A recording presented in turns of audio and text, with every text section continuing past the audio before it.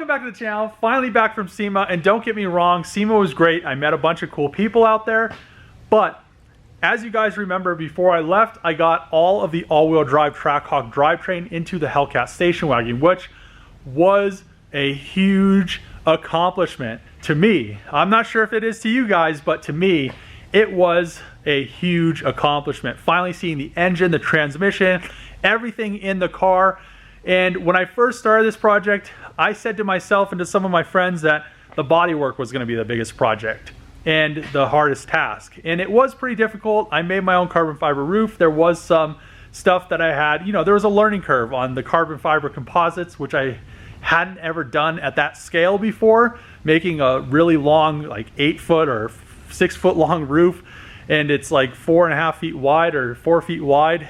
Very difficult. But then I started the all-wheel drive subframe fabrication and all that stuff, and I had a pretty good grasp at where everything was going to need to be, and I had already kind of fiddled with some stuff. But then I started doing it, and it just turned into this big snowball effect where it has taken a whole nother year to get everything to fit in the car, with me working on this thing like constantly at least 8 hours a day, which is crazy. And then the wiring took about a month to do. Just crazy at how much time and effort is into this car. So about a year ago, Magnaflow sent me exhaust, and that's what we are doing and installing today, is a Magnaflow X Mod series exhaust with carbon fiber tips. This thing is super nice, but I felt really bad because it took me a year to get to this point, which I've talked to the owner, and I'm really happy that he understands what has gone into this and why it has taken so long. So we are getting the exhaust on today. There are some things that I need to make and some things that I need to change. So since I have Trackhawk all-wheel drivetrain in the car, the Trackhawks and the Durango Hellcats use a cast iron exhaust manifold, unlike the Charger and Challenger Hellcats where they use a tubular exhaust manifold, and it puts everything in a different position. So I'm going to have to make mid pipes or down pipes, whatever you want to call those. I have the flanges from that burnt Trackhawk I'm going to use. Shouldn't be that difficult. All I have to do is make the mid pipes connect to this nice X pipe. Then before I do that though, I need to move these brackets on these mufflers, because when I did all the Trackhawk rear drivetrain, we have a Trackhawk differential, which is probably twice the size of a Hellcat, Challenger, and Charger differential, which I'm very happy about because that means it's more beefy. I don't have to worry about, hopefully don't have to worry about it blowing up at like 1500 horsepower and launching it. Hopefully this thing just takes the abuse, but I need to move those mounts forward, I believe, and then we can get everything bolted up, and then I can fabricate the down pipes or mid pipes. So I'm gonna have to say Magnaflow has the best tuner Hellcat exhaust. There's a bunch of exhaust systems out there, but there's nothing that's this versatile. You can just do anything you want to it, make it sound how you want it, change a bunch of different stuff. The first thing I'm going to talk about is these drone eliminators. So the one thing I hate about driving cars around that are high horsepower, have an aftermarket exhaust, even have a stock exhaust on them, is a lot of companies have started adding these onto their exhaust, but drone eliminators, because you always get into that spot where you're driving down the highway doing like the speed limit is 75 or 80 or whatever it is, and you have drone, and then if you do 5 miles over the speed limit, it's gone. So then you get a ticket and you're like, well, I got a ticket because I didn't want to listen to this drone that's trying to blow my eardrums out. So these drone eliminators are just really nice. I really like how these are on here. They're nice and polished. Everything on these exhausts, minus where it connects to the factory slip joints, are all V-bands, and it's all stainless. Very clean, gonna last a long time. Another thing that I like about these exhausts is you can go from, this is a muffler delete pipe, which comes with the exhaust, or you have the Magnaflow mufflers right here, which I'm gonna end up running or as long as they fit, I'm going to end up running them, but I'm going to have to move these brackets right here off of them. So most likely what I'm going to do is I'm going to fit both the mufflered and the straight pipe and make the brackets work on both of them. So I can change them if I want to try out the different, the different loudnesses, or, I want to hear what it sounds like without the mufflers, etc. So I don't want to just go be like, well, I'm going to just throw the mufflers on it, never change it. I might end up putting the muffler deletes on there. So another thing is most of the kits that you get, or the exhausts you get, don't have this ability to delete this valve. So this is the valve delete. On the Hellcat Chargers and Challengers, not on the Trackhawks or the Durango Hellcats, they have these valves in the exhaust. So Magnaflow made a nice stainless steel separate piece that your electronics bolts onto. It's a really super clean option, but you have the ability to not run it at all, which is really nice. So there's just so much ability to change how the exhaust sounds, the notes of it.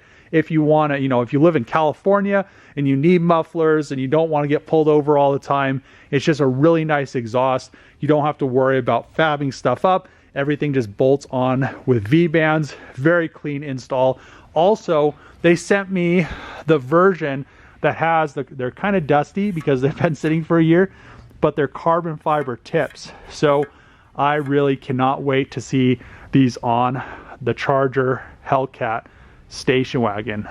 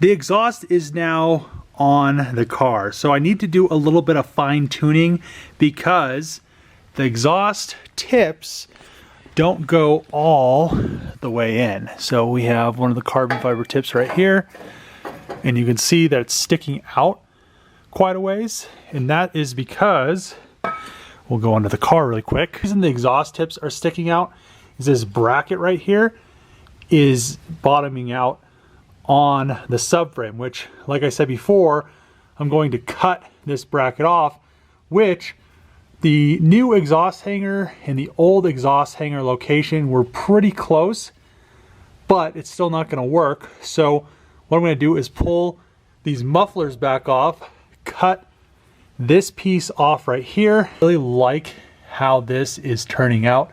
I really like the mufflers in there, even though they're pretty large, and I could probably make the fuel tank a little bit bigger if I didn't have those, but we'll leave them in there. The car will sound great with them. Let's get these cut off, everything modified really quick. I've been trying to get the Magnaflow exhaust lined up into the rear valence, and this is not working out very well. So I have about 8 hours already into it.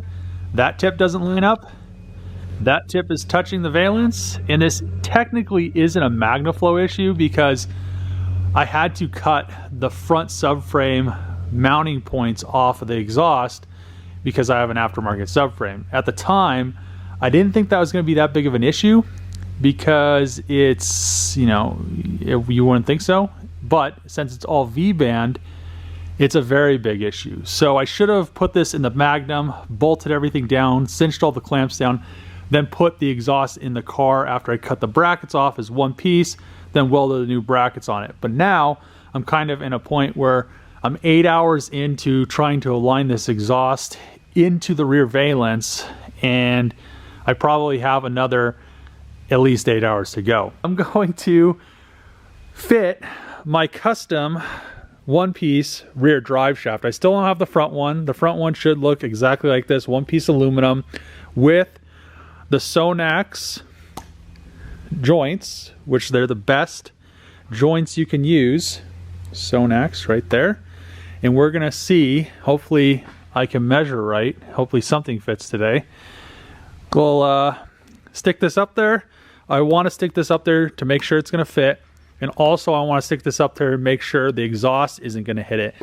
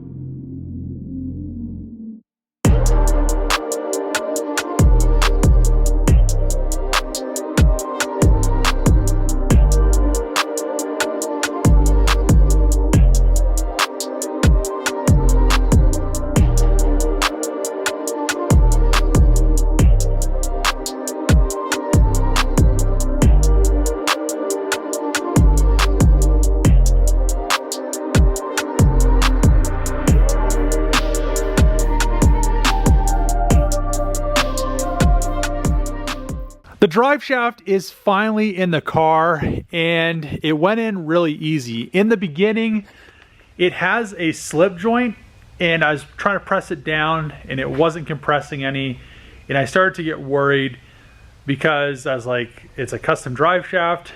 They made it 1 inch too long because it was like literally 1 inch too long. So I called the company that made it, and they helped me out tremendously with it. They make a lot of good drive shafts. It's not the drive shaft shop. This drive shaft is way better quality than you can get from companies like that. I've had drive shaft shop drive shafts though before, but this uses all Sonax joints and it's ready to handle the horsepower. So called the company, asked him if it was the correct length. He told me to measure some stuff, and he said just push on it a little bit harder, and that's what I did. Went in, and now we have a nice one-piece aluminum drive shaft in the Wagon, and I'm very excited about that. Bolted in perfectly, came with bolts, everything was super smooth. the company is also making me a one-piece aluminum front drive shaft, so that will be coming. He said he's having a guy test it because they haven't made one before, but I'm really happy that is all said and done, finally in the car. I will have to remove it one more time to put the fuel tank in there once I get that done, but for now she'll be good to go. Also the exhaust, so the Magnaflow exhaust should have went on really easy. But there's also another issue. So besides the hanger issue and having a hard time lining it up, right now I can get this thing to perfectly line up, and I think what I'm going to end up doing is I'm going to end up cutting the exhaust up. And there's a good reason for doing this. So the first reason is I'm going to eliminate, and I'm going to do this in another video because this has been going on for so long today. I'm just really tired of working on this thing. So this right there is going to go away. That's for those valves. I'm never going to use them. The Trackhawk and the Durango Hellcat don't utilize them.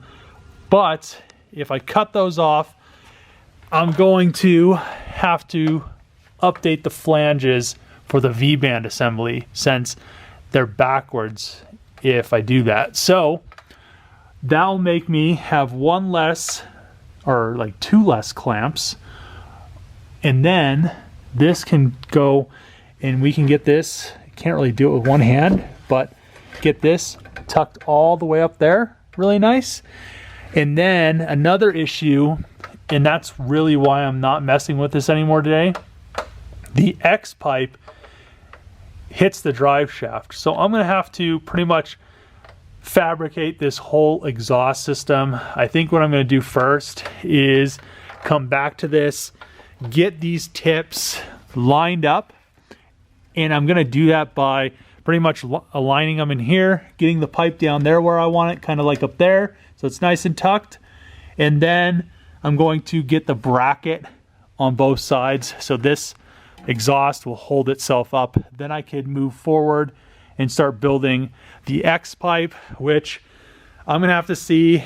I might just have to leave out these crossbars that usually go in there, and that'll allow me to drop the X pipe down a little bit more. But also if I do that, it's going to change a lot of things about the exhaust. So I think that'll work out really nice. I'll use less V-band clamps because there's just way too many V-bands going on this whole system. It's probably pretty decent when you have all the hangers and you're just bolting it on like you would in the factory or all to the factory locations.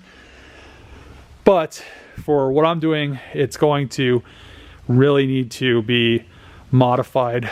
Plus, I really wanted to move those mufflers back here instead of having them so far forward by the fuel tank, because if I got rid of those mufflers there, I could make the fuel tank a little bit larger. But now that I'm pretty much finished with the Magnaflow exhaust today, I wish it would have fit on there really nice, but the issue is there's so much that's modified on this car that it just needs to be modified. So I'll get that all sorted out, but we'll worry about that once the car runs and drives. What I need to do now is I was having a coilover rubbing axle issue. So when I first designed the suspension, I used a Lexus coilover, and the base kind of had something similar to this. I just ordered these from BC. I don't know why they're steel instead of being aluminum, but these are also not the correct length. So the Lexus ones were like probably about there, and we're having an issue where I can't adjust the suspension enough because these arms right here are too long, which is kind of strange. So I already put one on there, and if we come down here, it doesn't have any issues with the axle. I'm very excited about that. So one plus out of all, well, I guess the drive shaft fit, but you can see right here, it doesn't hit the axle, perfect, but it's too tall. So what I'm going to do is I'm most likely going to shorten this as much as I can, which is kind of sketchy too, but I need to shorten it. So I can adjust the coilover up more so I can get some more, you know, so I can make the car lower, because right now it's pretty high, and that's not gonna work. So let's modify these. Hopefully I don't mess up, and we'll just cut these off. I need to stick these in the lathe. You can't really see it in there. I guess you can see it in there. You can see the hole down there. So I need to knock that out on the lathe, and then I need to put this back in, and I'm not sure if it fits in there 100% with it that size, but I'll figure that out. I'm gonna mark it. I'm gonna mark this one and make them both the same length, and just kind of go from there. I now have both lower mounts off, and you can see I put a little mark right there. So I think I could go further than that, but what I'm gonna do is I'm gonna cut this here, put this on the lathe, cut it down so I could start slipping this back in, and then I'll probably just face this off so it's nice and smooth and not coated. And then I'll be able to bring it back, screw this on, bolt this on, slip them together, and then I could adjust it all the way up, and then I could just push this in until I get to the right ride height. So I've been striking out today. The guy wasn't over at the machine shop, so hopefully tomorrow morning I can get those done. But I did want to look at the Hellcat exhaust just so I can compare it to the Charger, because I feel like, oh, there's a tumbleweed stuck in my exhaust. I feel like they kind of hang down further than I have them. Yeah, they kind of are. Look at this side. The passenger side is really far hanging down. So I was tucking the exhaust way higher up than that. So this is just a factory Hellcat exhaust, which I don't think it's bent. Yeah, it doesn't look bent. It's perfectly centered in both holes. And I think maybe I just need to, you know, these, I felt like on the Charger, I was worried if I pulled it onto a trailer that they would just get caught or scraped because there's so many V-band clamps. That could happen, but I really do want to tuck it up more. I might just kind of copy that, but on the passenger side, I definitely want to bring it up some more. Passenger side might be down a little bit also because all that wiring right there, but I'll kind of mess with it a little bit tomorrow, try to get fitted a little bit better. I still have to modify that X pipe because that 4-inch drive shaft is way too large. Other than that, I think the Charger is going to come together pretty fast. It's just one of those things where I have to keep fabricating stuff and going back and forth and waiting, you know, wait to use the machine shop. I could have done that stuff today, went back to the junkyard, welded it all up, but now I'm a day out because I'm waiting for the machine shop. So I'm gonna end the video here. Super pumped that I got the Magnaflow exhaust, got it somewhat on. It just needs to be fitted a little bit better. It needs the X pipe to be fitted around that larger drive shaft, and I need to make the mid or down pipes, whatever you want to call them. So I'll figure that all out. Probably end up taking it up to Fort Collins to Hayden's shop, and we can get on his lift, get everything busted out, and he'll just take everything, be really nice, and I won't have to worry about it. So what I'm going to focus on in the next video is pretty much just getting everything suspension wise in the front finished up. I'm going to order a oil filter. When I was at SEMA, this guy makes like some stainless steel element oil filters, which are really slim, and I think I'll be able to fit that in the factory position, so I won't be using the TRX housing, but I'm not sure yet. I'm going to order it. Once it gets here, I can mess with that, then I can put all the lines on, etc. I'm going to end the video here though. If you like these videos, make sure to click the subscribe button, thumbs up, throw a comment below. As always, see you guys next time.